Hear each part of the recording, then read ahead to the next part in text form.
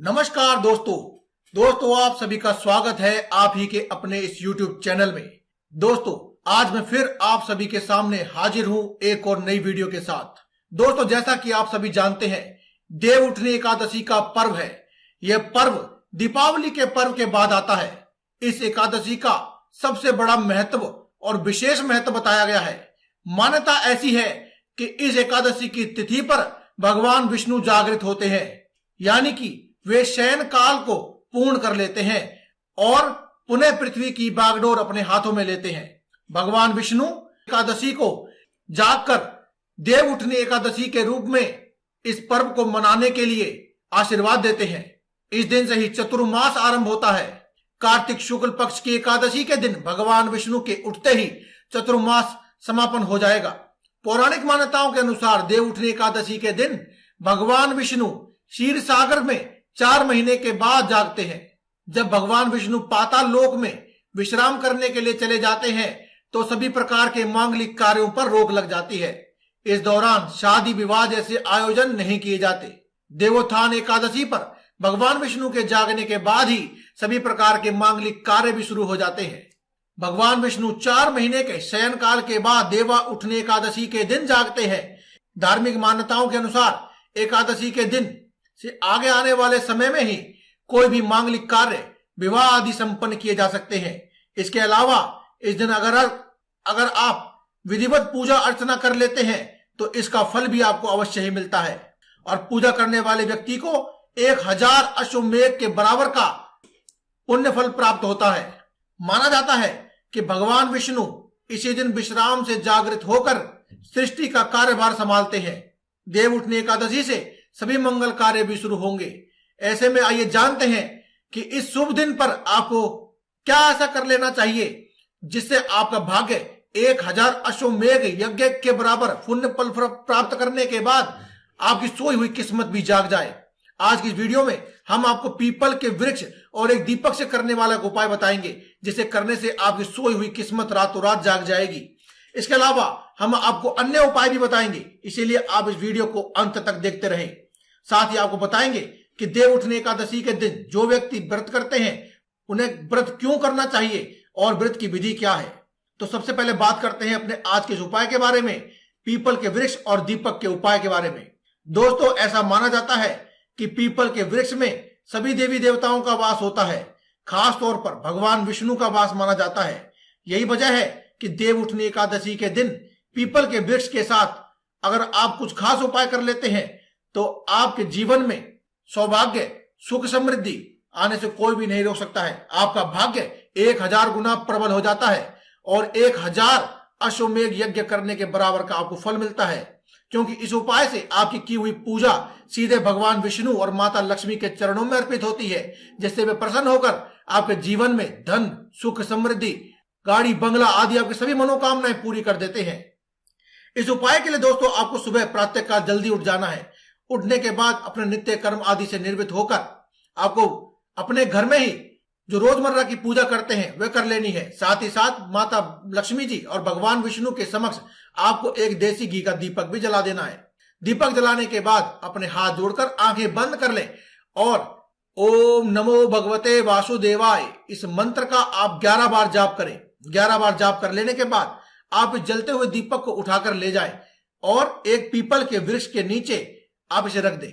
इसमें केवल आपको ध्यान इसी बात का रखना है कि आपको यह दीपक हो सके तो गाय के देसी घी का या फिर देसी घी में जो आमतौर पर आपके घर में उपलब्ध है उसका ही आपको जलाना है। तेल आदि का आपको दीपक नहीं जलाना है। दोस्तों अगर ले जाते वक्त अगर आपका दीपक बुझ जाता है तो कोई बात नहीं, आप पीपल के पेड़ के पास जाकर इसमें थोड़ा सा घी और डाल दें और उसके बाद आप इस दीपक को प्रज्वलित कर दें। दीपक को प्रज्वलित कर देने के बाद आप पीपल के पेड़ की 11 परिक्रमा करें और अपनी मनोकामना मन ही मन बोले और उसके बाद बिना पीछे मुड़े देख करके आप अपने घर वापस आ जाएं। दोस्तों इतना मात्र उपाय कर लेने से आपके जीवन में सुख शांति और समृद्धि का वास होगा और लक्ष्मी जी का सदा के लिए निवास होगा। दोस्तों अब बात करते हैं बाकी और उपाय की। अगर आप इस उपाय को करने में सक्षम नहीं है फिर भी आप लक्ष्मी माता की कृपा प्राप्त करना चाहते हैं तो आप क्या उपाय कर सकते हैं। दोस्तों देव उठनी एकादशी के दिन स्नान करने के बाद भगवान विष्णु के साथ मां लक्ष्मी की विधिवत पूजा आपको जरूर करनी चाहिए। जैसा कि हमने आपको बताया कि प्रातःकाल जल्दी उठ जाए। अगर आप जल्दी नहीं उठ सकते हैं तो कोई बात नहीं, जिस समय आप रोज उठते हैं वहां उठे और स्नान आदि करने के बाद अपने नित्य कर्मों से निवृत्त होकर अपने घर के पूजा के मंदिर में जाकर बैठे और माता लक्ष्मी की प्रतिमा यानी कि उनकी मूर्ति या फिर उनकी तस्वीर के सामने एक देसी घी का दीपक जलाए। दोस्तों, आपकी जानकारी के लिए बता दें कि माता लक्ष्मी के समक्ष हमेशा आपको देसी घी का दीपक ही जलाना होता है। माता लक्ष्मी और भगवान विष्णु के सामने कभी भी तेल का दीपक नहीं जलाया जाता है। और यह भी हमेशा याद रखें कि इस प्रकार से दीपक जलाने से आपकी पूजा संपूर्ण मानी जाती है और व्यक्ति को माता लक्ष्मी का भरपूर आशीर्वाद प्राप्त होता है। क्योंकि दोस्तों, देव उठनी एकादशी का पर्व वैसे भी भगवान विष्णु के लिए समर्पित है। अगर आपने भगवान विष्णु के लिए कुछ खास उपाय कर लिए तो माता लक्ष्मी तो स्वयं खिंची चली आती है और सदैव के लिए आपके घर में निवास करने लगती हैं। इसके अलावा दोस्तों, देव उठनी एकादशी के दिन तुलसी विवाह की भी परंपरा है। इसीलिए आपको अगर अपने घर में धन धान्य की बारिश चाहते हैं कि हमेशा आपका घर धन धान्य से और सुख समृद्धि और धन से और पैसों से भरा रहे, इसके लिए आप देव उठनी एकादशी के दिन आप तुलसी विवाह भी अवश्य कराएं। देव उठनी एकादशी के दिन भगवान विष्णु के साथ तुलसी का विवाह कराने की परंपरा पौराणिक समय से चली आ रही है। इस दिन पर सुहागिन महिलाओं को यह विवाह जरूर करना चाहिए। ऐसा करने से उन्हें, जो भी इस उपाय को करता है, उन्हें अखंड सौभाग्य की प्राप्ति होती है। और माता तुलसी की पूजा करते समय आपको एक विशेष चीज यानी कि आपको एक विशेष कार्य भी अवश्य करना है। आपको एक लाल चुनरी जो कि बिल्कुल नई हो, आपको एक दिन पहले ही खरीद कर ले आनी चाहिए। अन्यथा आप देव उठनी एकादशी के दिन भी ला सकते हैं और ला करके माता तुलसी के ऊपर आपको उड़ा देनी है और उसके बाद तुलसी विवाह संपन्न करना है। दोस्तों, देव उठनी एकादशी के दिन शाम को घर के एक कोने में आपको एक दीपक जरूर जला देना है। और जैसा कि हमने आपको बताया था कि माता लक्ष्मी के लिए समर्पित ये दीपक देसी घी का ही होना चाहिए, क्योंकि माता लक्ष्मी के सामने या फिर माता लक्ष्मी की कृपा प्राप्त करने के लिए जब भी आप कोई दीपक जलाते हैं तो आपको वह देसी घी का ही दीपक जलाना है।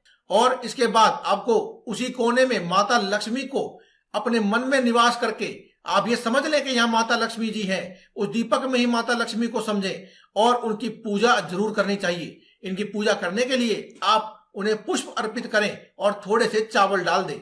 ऐसा करने से माता लक्ष्मी की संपूर्ण कृपा आपको प्राप्त होने लगती है और आपके घर में हमेशा ही आपके पूरे परिवार के ऊपर माता लक्ष्मी का आशीर्वाद रहता है। और ऐसे घर में जहां माता लक्ष्मी का निवास हो, घर के हर सदस्य के ऊपर माता लक्ष्मी का आशीर्वाद हो, वहां पर कभी भी धन की कोई कमी नहीं होती है। दोस्तों, अगर आप माता लक्ष्मी को जल्दी प्रसन्न करना चाहते हैं तो आप लक्ष्मी सूक्त का पाठ भी अवश्य करें। दोस्तों, लोग दीपावली के दिन माता लक्ष्मी को प्रसन्न करने के लिए लक्ष्मी सूक्त का पाठ करते हैं। ऐसा करने से आपके सभी आर्थिक संकट जो हैं वो दूर हो जाते हैं। लेकिन देव उठनी एकादशी के दिन भी आपको लक्ष्मी सूक्त का पाठ अवश्य करना चाहिए, क्योंकि देव उठनी एकादशी के दिन भगवान विष्णु की कृपा प्राप्त की जाती है। क्योंकि ऐसा माना जाता है कि जब भगवान विष्णु की कृपा आपको प्राप्त होती है तो माता लक्ष्मी जो कि उनकी सेविका है वो स्वयं आपके पास आती है। ऐसे में अगर आप भगवान विष्णु की कृपा प्राप्त करने के लिए दीपक जलाएंगे और साथ ही साथ लक्ष्मी सूक्त का पाठ करेंगे तो माता लक्ष्मी और भगवान विष्णु दोनों की ही आपको कृपा प्राप्त होगी। और इस प्रकार की कृपा प्राप्त करने वाला व्यक्ति जो कि पूजा पाठ कर रहा है, उस व्यक्ति और उसके पूरे परिवार का सभी आर्थिक संकट दूर हो जाते हैं। अगर आप चाहें तो आप अपने लिए नहीं बल्कि अपने परिवार के किसी सदस्य के लिए भी पूजा कर सकते हैं।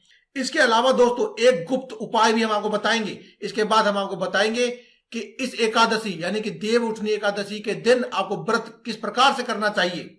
दोस्तों, बात करते हैं उपाय की। दोस्तों, आपने शंख के उपाय बहुत सुने होंगे और हो सकता है आपने किए भी होंगे, लेकिन देव उठनी एकादशी के दिन आपको एक दक्षिणावर्ती शंख आपको लेकर आना है और उसमें आपको गाय का दूध भर लेना है और इस दूध से भगवान विष्णु की प्रतिमा पर आपको अभिषेक करना है। अगर आपके घर में भगवान विष्णु की प्रतिमा नहीं है तो आप इनके तस्वीर चित्र पर भी कर सकते हैं, या फिर आप अपने घर के नजदीक में जहां कहीं भी भगवान विष्णु का मंदिर हो वहां पर जाकर के आप ये उपाय कर सकते हैं। और जब आप ये अभिषेक कर लें तो उसके बाद आप भगवान विष्णु और लक्ष्मी जी का पूजन भी अवश्य करें और तुलसी विवाह भी अवश्य कराएं। अगर आप शंख का उपाय करते हैं तो आपको ये सभी उपाय करने आवश्यक है, लेकिन इसका फल भी बहुत जल्दी देखने को मिलता है। आपकी जो भी मनोकामनाएं होती हैं वह बहुत ही जल्दी पूरी हो जाती हैं। दोस्तों, देवउठनी एकादशी के दिन भगवान विष्णु की पूजा की जाती है और भगवान विष्णु का स्वागत किया जाता है। इस दिन व्रत रखकर भगवान विष्णु की पूजा की जाती है। यह व्रत सभी प्रकार के पापों से तो मुक्ति दिलाता ही है, साथ ही साथ व्यक्ति की हर मनोकामना को पूरा कर देता है। सभी प्रकार की मनोकामना को पूर्ण करने के लिए इस व्रत को लाखों करोड़ों लोग रखते हैं, पूरी श्रद्धा विश्वास के साथ रखते हैं। इस व्रत को सभी व्रतों में सबसे श्रेष्ठ माना गया है। देवउठनी एकादशी पर आप सुबह प्रातःकाल जल्दी उठ जाएं और स्नान करने के बाद आप एकादशी व्रत का संकल्प लें और भगवान विष्णु और माता लक्ष्मी के सामने पूजा आरंभ करें।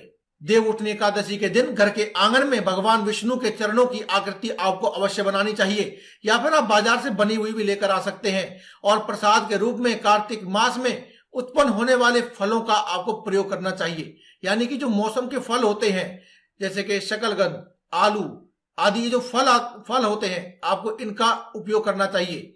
अब आलू को आप कच्चा नहीं खा सकते, इसलिए मूली, गाजर आदि का प्रयोग करें। पूजा की थाली में आप फल, मिठाई, बेर, सिंघाड़े और गन्ने को सजा करके रख दें और भगवान विष्णु और माता लक्ष्मी के सामने भोग अवश्य लगाएं। इस प्रकार के भोग से भगवान विष्णु और माता लक्ष्मी बहुत प्रसन्न होते हैं दोस्तों, और व्यक्ति की मनोवांछित कृपा, उनकी मनोकामना को पूरा कर देते हैं और अपनी कृपा हमेशा उन पर बना के रखते हैं। देवउठनी एकादशी की पूजा विभिन्न प्रकार से की जा सकती है, लेकिन जो विधि हमने आपको बताई है वह विधि एक ऐसी विधि है जिसे करने से कभी भी मनोकामना खाली नहीं जाती है। लेकिन इस पूजा में नियम और स्वच्छता, जो आपकी साफ सुथरी और स्वच्छता है, उसका आपको विशेष ध्यान रखना चाहिए और आपको तुलसी का विवाह अवश्य कराना चाहिए। दोस्तों, जो व्यक्ति भी देवउठनी एकादशी के दिन तुलसी विवाह करवाता है उसकी तो मनोकामना बिना मांगे ही पूरी हो जाती है। आपके मन में जो भी समस्याएं हैं, मनोकामनाएं हैं, सब भगवान सुन लेते हैं और आपकी सभी प्रकार की मनोकामना को पूरा कर देते हैं। पापों से मुक्ति मिलती है और सब संकट दूर चले जाते हैं। दोस्तों, आपने अब तक जाना कि आपको कौन सा उपाय करना है, क्या नियम है, स्वच्छता का प्रयोग क्यों करें और एकादशी का व्रत कैसे करें। लेकिन दोस्तों, एक बात का विशेष ध्यान रखें कि जो व्यक्ति अपने साथ साथ औरों के जीवन में भी अंधकार को दूर करता है वह व्यक्ति सर्वश्रेष्ठ होता है और भगवान ऐसे व्यक्तियों की मनोकामनाओं को बहुत जल्द पूर्ण करते हैं। इसीलिए दोस्तों, आपसे हमारी विनम्र विनती है और आपसे प्रार्थना है कि आप इस वीडियो को ज्यादा से ज्यादा लोगों तक शेयर करें ताकि और भी लोग इस वीडियो का लाभ उठा सकें और ज्यादा से ज्यादा लोगों के जीवन में उजाला हो सके और आपको भी पुण्य फल की इससे प्राप्ति होगी। तो दोस्तों, आज की वीडियो में केवल इतना ही। कल फिर आपसे मुलाकात होगी एक और नई वीडियो के साथ। तब तक के लिए दें इजाजत। धन्यवाद। कमेंट बॉक्स में लिखना ना भूलें। जय महालक्ष्मी, जय भगवान विष्णु, जय गणेशा, जय बजरंगबली।